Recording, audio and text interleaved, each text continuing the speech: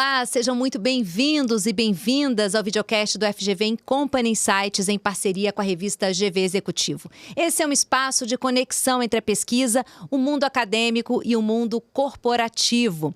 E a IA já está presente em tudo, no texto, na imagem que vemos, na educação, nas organizações e até nas decisões que tomamos. Estima-se que até 2027, mais de 60% dos profissionais precisarão desenvolver novas habilidades por causa da inteligência artificial. No videocast de hoje, vamos falar sobre como a IA pode transformar a educação e o trabalho e também a forma como aprendemos. Sobre esse assunto, eu converso com o André Barcuí, que é pós-doutor em administração pela USP e pós-doutor em inteligência artificial pela UERJ, é professor da FGV e autor do livro Inteligência Artificial, do iniciante ao nerd. Obrigada aí pela sua participação, André. Obrigado a você, Érica, pelo convite. E obrigada pelo livro também, viu? Tomara que goste. Vai ser muito útil. Para entender esse novo cenário, né, que a IA virou uma peça fundamental, não só para quem trabalha com tecnologia, mas todos nós, né?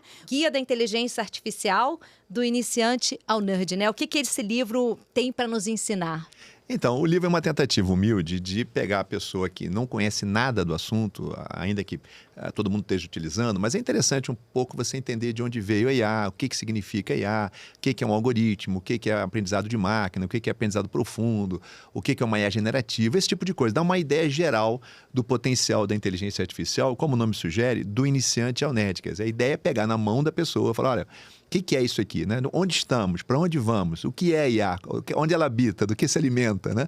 Dá uma geral nessa pessoa, dá uma, vamos dizer, um pouquinho de letramento em termos do que é inteligência artificial e o que pode ser feito a partir dessa tecnologia de propósito geral extraordinária que a gente tem na mão.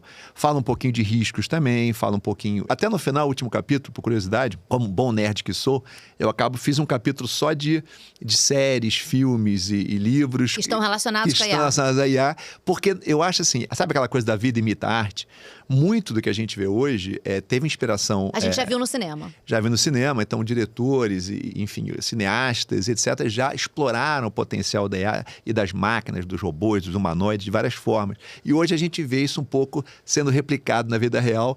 Então foi essa a ideia do livro, quer dizer, explicar um pouquinho disso tudo, ainda dar uma palhinha, um gostinho do que a gente pode ver por aí pela frente. E assim, inicialmente pensando na linha profissional, né, o que diferencia uma pessoa que usa, né, um profissional que usa a IA de forma instrumental e o que realmente entende e domina os seus fundamentos, né? Aonde que está essa diferença, né? Um ponto importante é o seguinte, a gente tem que pensar que a IA está aí para ser experimentada, né? A maioria esmagadora das pessoas vai usar a IA generativa. Vamos diferenciar um pouquinho as IAs. Existe uma IA, né? A IA, como ela foi inventada, uma IA preditiva que trabalha com aprendizado de máquina, que é basicamente a capacidade que a máquina tem de aprender através dos dados, sem ser programada explicitamente, né? E dentro do aprendizado de máquina, você tem o aprendizado profundo, que é basicamente uma tentativa de simular, digamos, nossos neurônios em um tipo de algoritmo chamado rede neural, com muitos neurônios dentro, muitas camadas de neurônio, que em vez de ter impulsos bioquímicos, como na cabeça da gente, tem impulsos matemáticos, né? Ainda tem sinais elétricos, etc., mas são impulsos matemáticos. E aí, o grau de acurácia desse tipo de algoritmo é altíssimo e isso favoreceu uma série de transformações, entre elas o surgimento, aí sim, da IA generativa, que é um tipo de IA que gera coisa, gera música, gera som, gera imagem, gera texto. E das IAs que geram texto, você tem o que a gente chama dos LLMs, né, que são os Large Language Models, como, por exemplo, o ChatGPT, que talvez é o mais famoso por ser o pioneiro, né? E o Gemini, o Claude, etc. Esses caras todos, então, são, digamos, um pedacinho de uma tecnologia muito grande que envolve, como eu disse, várias outras questões, robótica, heurística, etc, etc. O foco das empresas, até então, tem sido muito mais até na IA preditiva. Então, por exemplo, quando você pede um Uber, a escolha do caminho do Uber, o valor até do Uber em função do tráfego, em função do tempo, em função da hora, etc., é tudo calculado de alguma... Pela IA preditiva. Pela IA preditiva, aí que vai dar esse valor. E além disso, quando você faz o uso, por exemplo, do iFood, coisas que a gente usa há séculos, ou, por exemplo, quando você está na Amazon e você está buscando um livro, ele fala, quem já comprou esse livro, comprou esse aqui também, e coisa desse tipo, tudo é IA preditiva. Então, os ganhos da IA desse lado preditivo são gigantescos, são enormes se você sabe usar. É um ponto importante mencionar o seguinte, quer dizer, a gente não pode esquecer o seguinte, a gente está falando de, no fim do dia, se você não usa IA para ganhar dinheiro, para economizar, para diminuir riscos, para economizar custos, etc., vira uma coisa vamos dizer, de curioso, de fazer música, e não é por aí. Aí é uma tecnologia poderosíssima, que se as empresas souberem usar, elas podem sim ganhar muito, muito dinheiro. Isso é um primeiro ponto. O outro ponto é a generativa, que é um pedacinho disso, que ajuda muito a vida da gente. No dia a dia das pessoas. Muita coisa. A fazer um roteiro turístico, Nossa, a fazer um cardápio, gerar texto, gerar texto. Gerar imagem, gerar música. Hoje eu abro palestra com uma música que eu fiz em Bossa Nova, sem tocar uma tecla de piano, mas eu fiz uma Bossa Nova falando de redes neurais e de André Barcauí. O poder é gigantesco. E não é só um poder, vamos dizer, lúdico. Você tem um poder nas mãos, de fato, de ganhar produtividade, de ganhar qualidade no seu trabalho. Agilidade no dia a dia. Agilidade, eficiência, como estávamos conversando fora do ar aí. Mas isso não quer dizer que é lucratividade. Não só não quer dizer, como teve uma pesquisa recente, estamos gravando isso aqui em 4 de novembro de 25, se alguém for assistir isso daqui a 10 anos, sei lá, 2 anos. Pesquisa recente do MIT sugere que 95% dos projetos de IA generativa não dão certo. E entre as razões de não darem certo, a questão da integração desse uso todo, profícuo das pessoas, de maneira individual, versus a capacidade de você fazer um amálgama disso, quer dizer, integrar isso nos demais sistemas, RPs, CRMs, etc., da tua organização. Não é uma coisa tão trivial fazer isso. Isso demanda um certo plano estratégico para IA, isso demanda um certo planejamento, etc., além de outras questões que envolvem essa utilização, por exemplo, segurança, por exemplo, a governança e outras coisinhas mais que, falando assim brevemente, demandam um certo cuidado de quem está organizando. Então, só para voltar à tua pergunta, existe um uso profissional, que é um uso importantíssimo, que é um uso crescente, e que eu modestamente acho que a gente está vendo a cabeceira da pista disso aí tudo, porque as aplicações, como eu disse, a IA é uma tecnologia de aplicação genérica, então as possibilidades de uso vão depender dos casos de uso que as empresas têm. E eu lhe asseguro que tem N fatorial caso de uso em todas as áreas, né? E não só de organizações, estou falando de advocacia, de medicina, de educação, de transporte, de energia, estou falando de vários segmentos diferentes. Agora, tem o uso diário daquele que está curioso e está usando, e que eu acho que tem que usar mesmo, até para eu ter uma opinião a respeito, ver se vale a pena pagar ou não, e se vale, qual ferramenta é melhor usar, né? O que as pessoas, digamos, as que não estão dentro das empresas, as que são pessoas físicas, vamos colocar assim, elas têm mais é que usar tudo e entender para ter uma opinião assim, vem cá, vale a pena usar isso ou vale a pena usar aquilo? Qual que é a melhor IA generativa para o meu caso? Eu quero fazer imagem, eu sou um desenhista, eu sou um jornalista. Qual que é a ferramenta que mais se adequa à minha necessidade? Que é uma outra perspectiva. Então, tudo isso junto, a gente está vendo uma verdadeira revolução de tudo que você pode imaginar. Na minha visão modesta, eu acho que, assim, se a gente pega a primeira Revolução Industrial e a segunda, você teve um crescimento aritmético de tecnologias, etc., que foram se juntando à vida da gente. Com isso, você teve mudanças não só tecnológicas, mas principalmente socioeconômicas derivadas dessas tecnologias, sem dúvida nenhuma. Inclusive, mudanças sociais importantíssimas, sindicatos, etc. E daí você teve a terceira revolução dos computadores. Inclusive, eu peguei essa época bastante, quando eu trabalhava, meu primeiro emprego, minha primeira formação, que foi computação. Você teve aí um crescimento, digamos, já geométrico, porque você teve a capilaridade dos computadores, o ganho de produtividade, mainframes, era gigante. Só que agora, seguindo essa linha minha matemática, seguindo esse gráfico, estamos falando de um crescimento exponencial, porque hoje você baixa um negócio em segundos, lançaram um aplicativo ontem, você baixa na tua máquina agora, está tudo na nuvem. A velocidade de implantação, o potencial de implantação e a capilaridade desse negócio é gigantesco. Nunca houve uma mudança tão acelerada. Sempre tivemos mudança, isso não tem dúvida. Mas na velocidade que tem agora, o que inclusive causa uma certa, se você me permite, ansiedade nas pessoas.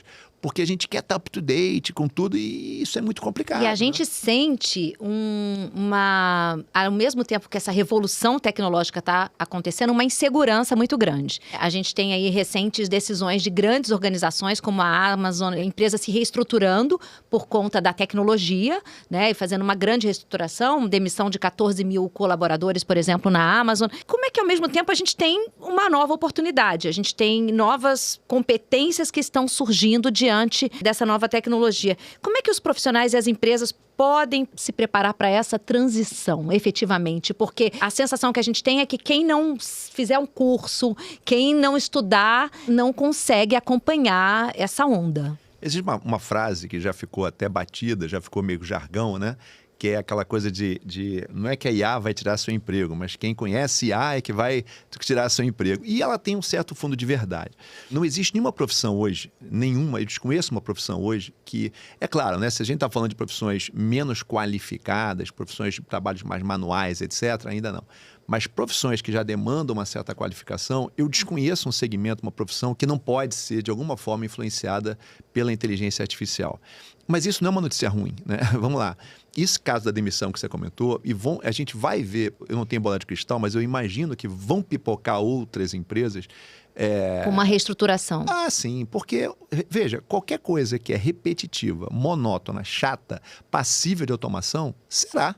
Assim, se eu fosse o dono da empresa, eu faria a mesma coisa, poxa. Não é uma questão de desumanidade, é uma questão de... Estamos aqui para gerar... Praticidade. Estamos aqui, no fundo, a gente quer gerar... No final do dia, você quer gerar lucro para aquela organização e esse lucro é que vai gerar mais empregos, etc. Agora, existe, por outro lado, uma destruição criativa, como diria Schumpeter, porque você está vendo algumas profissões desaparecerem, mas outras estão surgindo. Quando é que a gente falaria em auditor de dados, ou mesmo engenharia de dados, há 10, 15 anos atrás? Fora outras profissões que a gente está vendo que a gente nem sabe que vão surgir ainda, essa que é a verdade, está todo mundo num achismo muito grande. Eu não vou perguntar a sua idade, porque seria indelicado, mas eu imagino que tiver uma idade parecida. Você imagina que há 30 anos atrás, o que era um web designer? O que era um influencer? Né? Não existia nada disso. É verdade. E vão existir outras aqui também, que a gente não está vislumbrando, mas que vão surgir devagarzinho. A única questão nisso tudo, quer dizer, esse crescimento vegetativo é que eu não sei ainda qual que vai ser a razão, se a gente vai ter mais demissões ou menos, mas é um fator inevitável, né? Quer dizer, não adianta a gente lutar contra o progresso, esse é um ponto. Agora, uma preocupação é a seguinte, quer dizer, para que isso aconteça, esse tipo de mão de obra que vai ser necessária, que é necessária, ela precisa se qualificar, ela precisa estar preparada para o uso da inteligência artificial efetivamente. Né? Isso não é um brinquedo, né? Também é um brinquedo, mas isso é muito útil na produtividade, como nós acabamos de falar.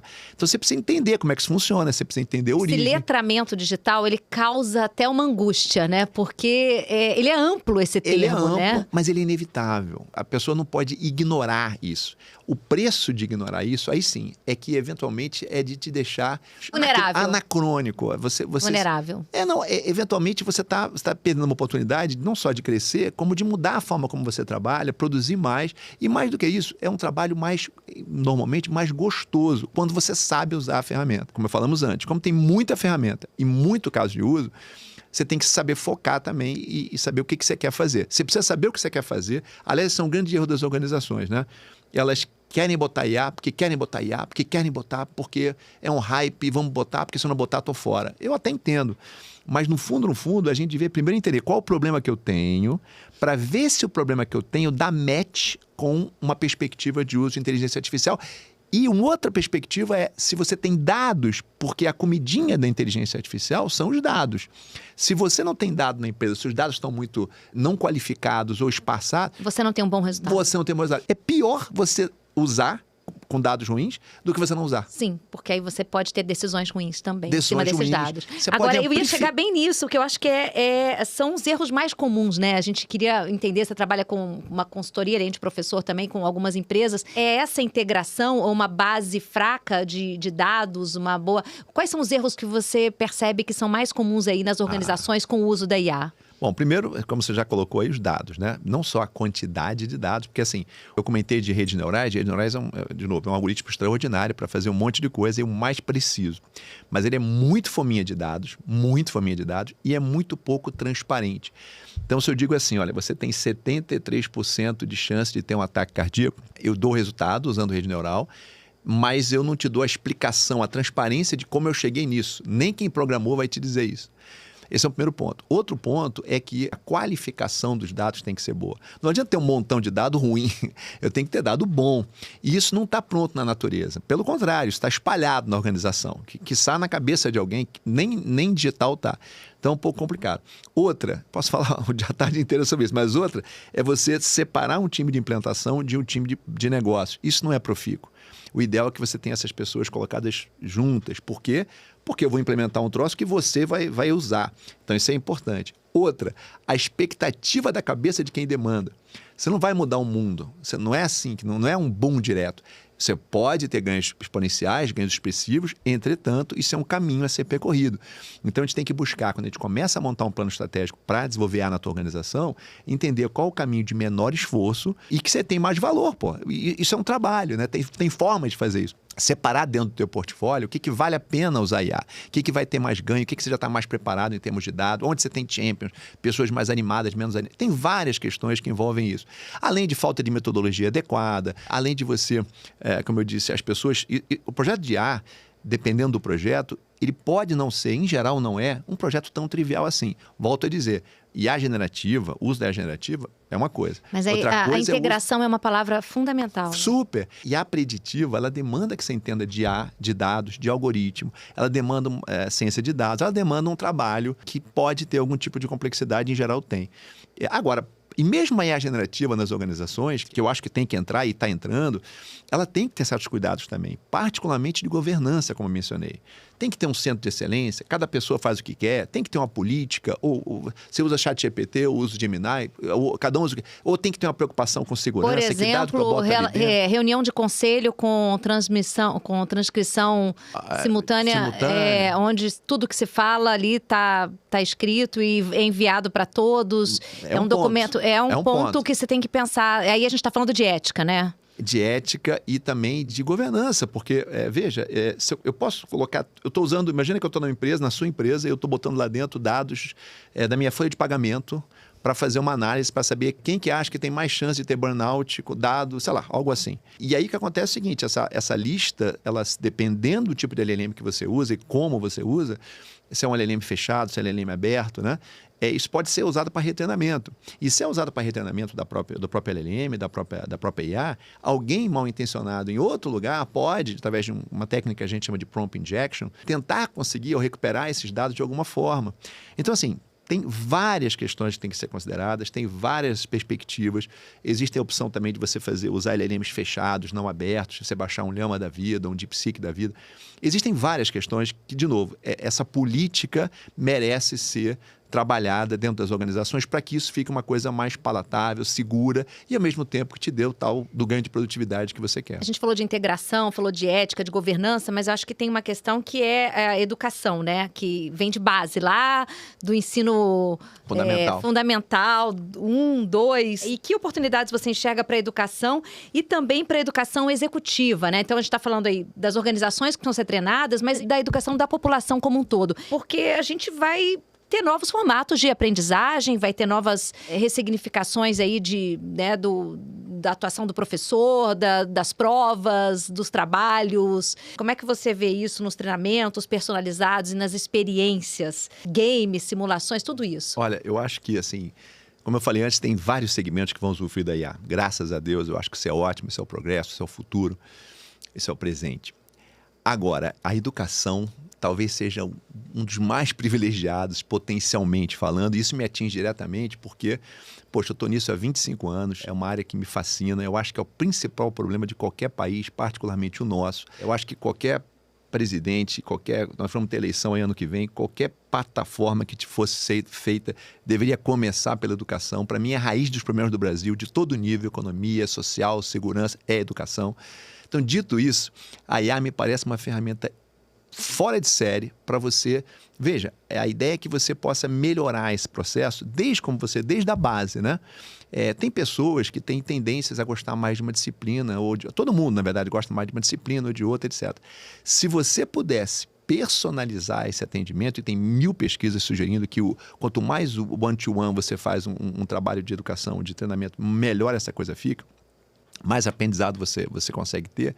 Então, se você puder fazer isso com uma tecnologia como a IA, e tem tantas possibilidades de simulação, de você trazer personagens históricos à baila, para esses caras estarem comentando algum assunto atual do jornal que você está lendo, para ser discutido isso com crianças, com adolescentes, com adultos, com programas de pós-graduação. A impressão que eu tenho é que não deu tempo nem dos professores se prepararem para isso, então, né? De preparar uma aula como essa, por exemplo, de trazer um personagem histórico para falar de uma atualidade, na visão dele, a gente está no meio dessa turbulência. A gente tem um desafio hoje no mercado, na minha visão. Qual que é o desafio?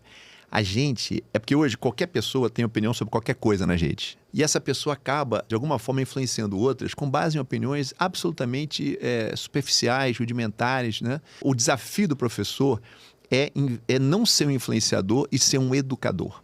E isso não é fácil, na verdade, hoje em dia. Realmente não é fácil. Mas, por outro lado, você como professor, não estou falando de outras pessoas, estou falando de mim também, a gente tem que, de alguma forma, pensar sobre um novo prisma. A gente não está mais na época de ficar botando coisas que estão no quadro e alguém ficar prestando atenção. As crianças não aguentam, os adolescentes não aguentam, os adultos não aguentam. Então, a educação tinha que ter um choque mesmo. Eu acho que é um momento ótimo de ter esse choque, porque tem que mudar, pô. Você tem que ter metodologias mais ativas, você tem que trazer o aluno para protagonizar em todos os níveis de educação. Porque senão você fica repetindo coisas que não fazem, que não ressoam na cabeça da pessoa e que cansam a pessoa, que quer dar 1,5 na sua aula, mas não consegue. Isso é ruim, quer dizer, como é que você atrai esse aluno para aprender? Como é que você facilita esse aprendizado, passando coisa de fato útil para o aluno, de forma que ele se interesse por aquele conteúdo e vá pesquisar mais em cima daquilo? Esse é o desafio que eu acho que a IA pode ajudar muito, dado o poder sedutor que ela tem em vários aspectos. Como você já mencionou, alguns de hiperpersonalização, de criação de coisas, de metaverso, de realidade virtual, etc, etc. A gente está chegando nos minutos finais, assim, mas fazer uma ponte entre isso, porque você falou da educação, do papel do professor, pensando na educação executiva, métodos ágeis, pensando em várias metodologias que a gente tem a oportunidade, né, de investir nisso, treinar, integrar os colaboradores. A gente pensando também um pouco no líder, fazendo um brainstorm aqui, né? Claro. Mas muitas atividades, né, vão ficar automáticas. Cabe ao líder, aos gestores, a quem está no comando, um bom senso, a decisão, super decisões, né? A gente fica pensando na ética, na decisão, na tomada de decisão dessas pessoas que estão aí com a capacidade crítica também, porque nem tudo são flores, né, André? Nem tudo são flores. E isso é um ponto muito importante. Essa pergunta foi ótima, porque, veja, a gente tem que separar o joio do trigo. Não é jogar para uma IA a responsabilidade e a IA vai te responder, porque o responsável por aquilo é humano, né? A gente chama a expressão em inglês é manter o human in the loop, quer dizer, você tem que ter um humano por trás da decisão. Porque a decisão, no fundo, tem que ser nossa, pô. A IA não está jogando contra, a IA está nos potencializando em algum grau. Mas para essa geração a gente não perde a capacidade crítica, por exemplo, Então, né? Pensando nas novas gerações que estão crescendo agora e entrando no mercado, ou começando a usar isso? Não, eu estava falando da liderança, né? Mas se você trouxer isso para a geração mais nova, aí eu tenho uma preocupação, né? Que a preocupação é a seguinte: a gente está ganhando produtividade, ponto. Isso é fato. Entretanto, a gente está, e eu mesmo tenho pesquisa sobre isso, que eu acabei de publicar, a gente está terceirizando a nossa capacidade cognitiva em algum grau. No sentido da memória, no sentido do cálculo, no sentido da tradução. A gente está deixando de fazer coisas e saber coisas que a gente poderia e sabia antigamente, como, por exemplo, se você fala assim, vem cá, eu não quero que ninguém, eu sempre falo isso em palestras, etc., eu não quero que ninguém de cabeça faça 147 vezes 256. Claro que não, você tem calculadora para isso. Mas 7 vezes 9... Porra, você comprou 9 tomates, custa R$7 cada tomate. Quanto é o que você vai gastar? Isso é básico. Só que se você não treina, você esquece. Línguas, todo mundo sabe que as línguas, quando você aprende uma língua nova, você cria novas sinapses, você cria novas conexões. Isso é fantástico. Só que hoje, comentei com você antes, quer dizer, hoje eu mesmo vou fazer um texto em inglês, não fico traduzindo da minha cabeça. Eu vou usar um chat GPT da vida. Isso é ótimo, porque é muito mais rápido a tradução, em geral fica muito boa, melhor que eu faria. Entretanto, algumas palavras que eu normalmente conhecia, que eu estou acostumado a usar, eu acho que eu falo bem inglês, eu acabo esquecendo, eu leio muito inglês, mas eu acabo esquecendo, que palavra é essa? Você não está usando mais, né? Existem, de novo, várias pesquisas sobre isso, e minha preocupação em relação, você perguntou, às gerações mais novas, é porque elas estão partindo de um V0, com todo respeito, diferente da nossa geração, que é uma geração mais vintage, que já está com córtex pré-frontal montado, que aguenta parar de ver o TikTok, receber dopamina alucinadamente. A gente consegue segurar isso. Alguns não, mas a maioria. Mas as crianças não. E as crianças acabam indo pelo caminho mais fácil. Aliás, o brasileiro tem isso. Agora eu vou falar, desabafando aqui, eu acho que tem aquela questão de qual o caminho mais fácil, né? Quer dizer, o caminho mais fácil não é estudar que nem um doido, não é trabalhar que nem doido. É uma bet da vida, é uma aposta da vida, é um caminho de progresso rápido, como se existisse uma fórmula mágica para sucesso. E não é assim que funciona, é trabalho duro, é esforço, é ler, pesquisar, é trabalhar. E isso é um pouco, para as crianças, é um desafio muito grande, porque a quantidade de estímulos que elas têm, não ligados, por exemplo, a livros, a pesquisas, a artigos, é muito grande. Pô. Eu entendo. Só que isso tem consequências, eu acho que terá, na vida delas profissional, na vida delas nas organizações, na vida delas como profissionais, etc. Porque, veja, será que eu vou ser um psicólogo, por exemplo? Será que eu vou usar o ChatGPT para ter a primeira opinião sobre um tratamento, sobre um diagnóstico de um transtorno e de uma linha de tratamento? É isso que é assim que vai rolar o negócio? Eu não vou ter a minha própria opinião, eu vou usar direto a máquina? Eu estou dando um exemplo radical, mas eu conheço pessoas e alunos e etc. que passam uma faculdade inteira de administração ou de economia, de psicologia, sem ler um livro. Isso, assim, na minha cabeça, isso é inconcebível. Assim, e não é porque eu sou old fashion, eu sou, sei lá, velho, não é. É porque, pô, você tem que ter você tem que ler pensamento crítico. O mínimo. E não é só análise isso. crítica. E, Érica, além disso, além da análise crítica, que é fundamental, porque senão você aceita o que vem da IA, você tem que saber escrever. Para escrever, você tem que ter vocabulário. O vocabulário vem da leitura. O vocabulário não vem do céu. Não, é sério. E mais, a leitura até certo grau, e você, jornalista, sabe, também te dá uma certa até criatividade, porque você não está vendo, você está lendo. Então, você está imaginando aquilo ali. E isso te dá um certo jogo de cintura. Se você não faz nada disso, você é o tipo da pessoa que... Eu conheço gente que vai no cinema e não consegue ficar 2 horas sentado no cinema, porque você não consegue passar 1.5 no cinema, você tem que esperar. Aí o cara sai, vai no banheiro, volta, que não tem paciência de ficar no cinema. Você imagina livro, né? Como é que a criançada está... E, de novo, eu estou generalizando. É claro que tem exceções honrosas, etc., mas eu vejo uma geração... Pode ser impressão minha, mas não creio que seja. Eu tenho conversado com colegas fora do Brasil também a respeito disso, outras universidades, etc. Enfim, é uma realidade que me parece mundial. Quer dizer, é tanto estímulo, esse hiperestímulo, inclusive, tem outra consequência, porque quando você cai no mercado, a gente não faz só coisa que gosta, a gente faz coisa que a gente não gosta. E se você está hiperestimulado, você quer fazer esse negócio, depois fazer aquele, você quer fazer assim, né? Você quer fazer... E nem sempre a vida é assim. Às vezes tem que esperar e fazer aquele papel, aquela coisa chata que você não gosta, porque faz parte do show. É isso. Então você cria uma geração aí um pouco... de novo, a geração nova, eu não quero parecer, estamos terminando aqui pessimista, a conversa. não, mas eu acho que... Eu não quero ser pessimista. Não, eu quero um conselho, então. Pra gente não terminar pessimista, um conselho para para as organizações, mas assim, principalmente para os profissionais que estão diante dessa revolução tecnológica, Sim. Pensando aí nos próximos 5 anos, né, no impacto mais disruptivo que a gente pode ter aí, que está acontecendo nesse momento, que já está acontecendo, mas para a gente terminar positivo, pensando num conselho aí para os profissionais, para quem usa IA, para quem quer se aprofundar, quem quiser aprender um pouco mais também tem aqui no livro, né? Do iniciante ao nerd, como você mesmo diz, mas acho que tem uma mensagem aí mais corporativa, mais pensando de quem tá, do profissional no mercado. É uma era muito boa de estar vivo, muito boa. A gente está vendo uma coisa que há pouco tempo era ficção científica, pô. Hoje eu dirijo estudando, eu gosto de falar francês, eu gosto de francês. Então eu dirijo estudando francês com a Sofia, que eu nomeei no meu assistente pessoal, eu chamei ela de Sofia, converso com a Sofia, sei lá, do ponto A ao ponto B, estudando francês, ela nunca me critica, é maravilhoso. Pô, isso é uma tecnologia fantástica. E eu podia citar N outras aplicações, N outras possibilidades. Então a gente tem que aproveitar isso. Mas, para tanto, a gente tem que estudar, pô. A gente tem que experimentar, a gente tem que estar atento. As empresas têm que saber o que elas querem, as empresas têm que se preparar para isso, as empresas têm que... E elas estão, aos poucos, fazendo isso, de uma maneira geral, ainda que pisando em ovos um pouco, porque a coisa é muito burburinho, né? A coisa tem que ser feita com uma certa parcimônia. Mas esse spark de preocupação com a IA, de que, olha, temos que entrar nessa vibe, como se fala, eu acho que já aconteceu. Agora, a questão é como fazer isso. E para as pessoas, pessoa física, pô, é estudar, é cair dentro, é ler, é ver vídeo, é ouvir podcast, é ler livros, é participar dessa revolução. Não dá para ficar de fora. E eu ia falar daquele negócio do pessimista, eu estou na linha do Ariano Suassuna, que falava que o otimista é muito ingênuo, o pessimista ele é chato, então ele é um realista esperançoso. Eu sou um realista esperançoso também. Eu acho que essa coisa tem tudo para dar certo, mas demanda um certo esforço da gente, o que é natural, para que a gente possa aproveitar o máximo disso e fazer desse mundo uma coisa melhor. Né? André, muito obrigada pela sua participação, pela sua presença direto do Rio aqui em São Paulo. Obrigado. Muito obrigado por você participar do nosso videocast. Obrigado a você, poxa, um prazer. E não perca os próximos episódios do FGV Company Insights. Até lá!